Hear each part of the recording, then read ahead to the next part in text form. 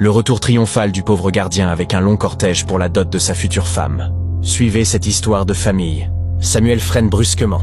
Le véhicule s'arrête au milieu de la route. Qu'est-ce que c'est? Devant eux, sur la route, un cheval, tout blanc, majestueux, immobile, calme. Sur sa tête, 2 hérons blancs, frottent leur bec l'un contre l'autre. Doucement, tendrement.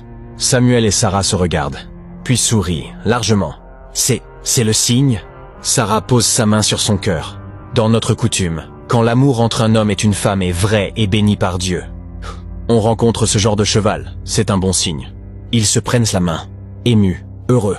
Le cheval les regarde, puis se tourne, entre dans la brousse, disparaît. La route est libre. En ville, quelques jours plus tard, le père de Samuel rentre de voyage. Un homme distingué, élégant, imposant. Il vient voir Sarah pour la première fois, la regarde, sourit. Mon fils a bien choisi. Il prend Samuel dans ses bras. Je suis fier de toi, mon fils. 2 semaines plus tard, le jour de la dot. Au village, tôt le matin, un long cortège de voitures de luxe fait son entrée dans le village. Les villageois sortent. Les enfants courent à côté. Chez Papa Obola, Sarah s'habille, élégante, magnifique, digne. Maman Ama est à ses côtés. Ma fille, écoute-moi. Sarah écoute attentivement. Une bonne épouse respecte son mari, mais elle se respecte aussi. Sois sage, sois forte, sois patiente. Prends soin de ta famille, mais n'oublie jamais d'où tu viens. Sarah hoche la tête. Merci maman. La cérémonie commence, sous un grand arbre. Les anciens du village sont là. Le père de Samuel et sa mère. Papa Obola, souriant à côté de maman Ama.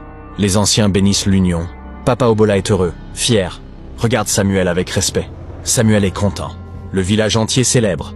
Une semaine plus tard, le jour du mariage, une grande salle de réception, décorée somptueusement. Sarah entre, robe de mariée blanche, sublime. Son père, Papa Obola, bien habillé, tient sa main. Samuel l'attend à l'hôtel, costume élégant. Ils se regardent, sourient, échangent leurs vœux. Je te promets mon amour, ma fidélité, ma vie. Ils passent les alliances.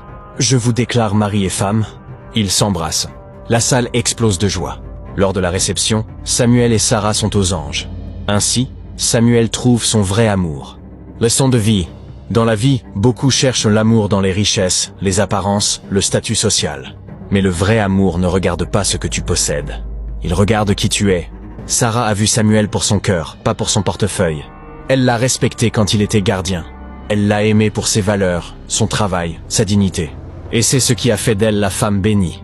Papa Obola a appris que l'avidité aveugle. Qu'en rejetant un homme humble, on peut rejeter une bénédiction. Léa a appris que l'orgueil et le mépris conduisent à la perte. Que courir après l'argent facile peut mener au danger. L'amour vrai, c'est précieux. Et Dieu bénit ceux qui ont un cœur pur.